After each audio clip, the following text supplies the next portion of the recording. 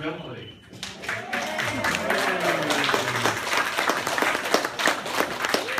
I'm not going to dance. Can't make me. My name is Eugene Organ, and I am with the Oregon ADA Center, which is a program of light and independent living laws. And welcome here to the 25th anniversary celebration for the ADA.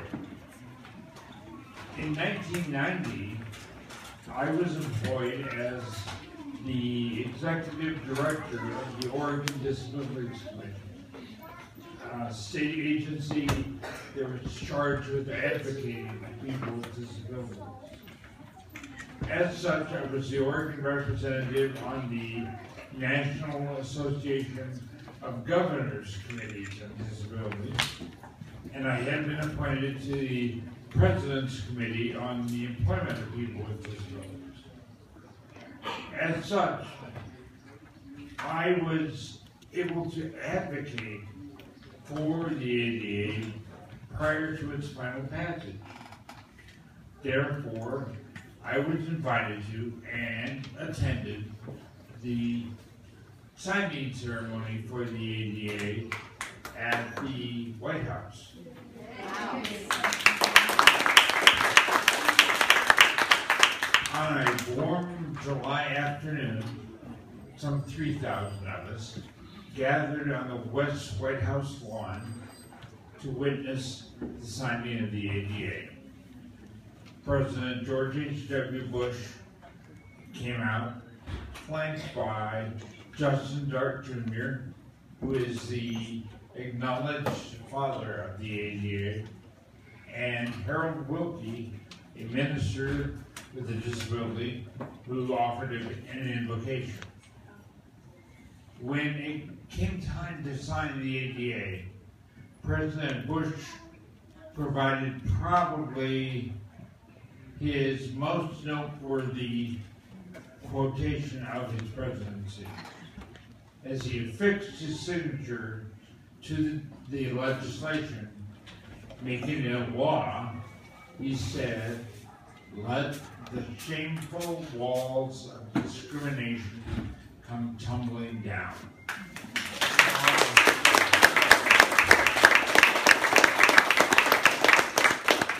I have to admit, a shiver ran down my spine at that moment, and really, perhaps for the first time, I understood.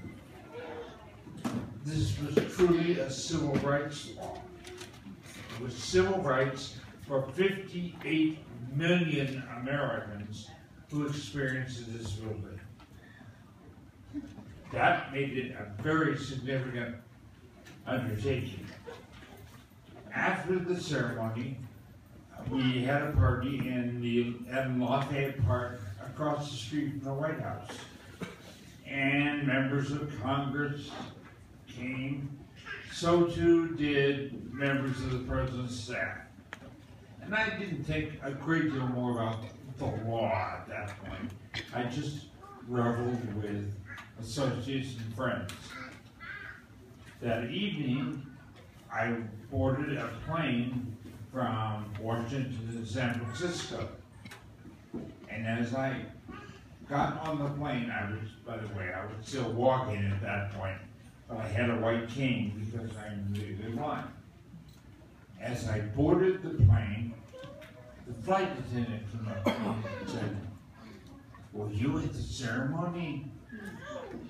And when I answered affirmatively, she said, "Well, I have a seat in first class that's open. I would like for you to have that in honor of the new law."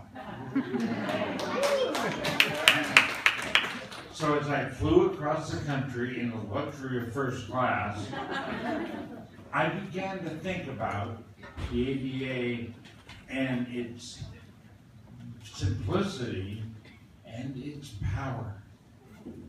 It is both. The simplicity comes in that it is basic civil rights for millions of Americans, civil rights that were not experienced previously. The power comes in its breadth of coverage. Some walls of discrimination have come tumbling down. When you pass a building, public building or a business, with a protruding wheelchair ramp, thank the ADA. When you go into a meeting and find a sign language interpreter or a captioning program, thank the ADA. When you go to an intersection and find someone using an audio pedestrian signal, thank the ADA. The ADA, when you go into a business and find an employee with a disability working aside colleagues who are able-bodied, thank the ADA. It has accomplished a great deal in 25 years it has been in effect. There's much yet to happen, but it's been significant. In 1990 and 1991, the regulations for the law began to roll out of Washington. The Department of Justice issued standards and requirements for the ADA. I was pleased at that point. I was honored to be at a place in my career at that moment that I was in the vanguard of the implementation of the ADA. I was able to work with Justin Dart and help spread the word about the ADA. That was probably one of the pinnacles of my career. Also, I have found over the years the ADA is a living law.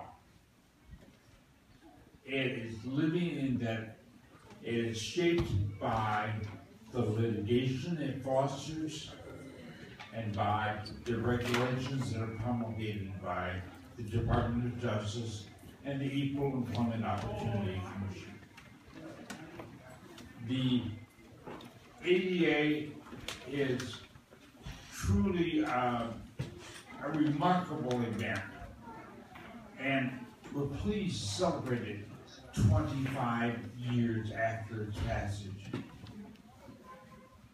25 years from now, when people gather to celebrate the 50th anniversary, they're going to acknowledge the soldiers of justice who are responsible for implementing the ADA. And I use the term soldier of justice, which was a term Justin Dart used, to refer to a wide variety of people. He used it for those of us who were leading the charge, so to speak. But anyone can be a soldier of justice if you are able to implement, are able to encourage greater accessibility in your community. You are a soldier of justice. An employer who knowingly hires a person with a disability is a soldier of justice. Even if it's for just one instant, it makes you a soldier of justice and a part of the legion of justice that has been implemented in this law for the past 25 years and will continue to do so for the next 25 years. I am pleased to be able to be with you today and talk about the experiences of the past 25 years and to be aware that when that group of people gather 25 years from now, they're going to say, and the shameful walls of discrimination have come tumbling down.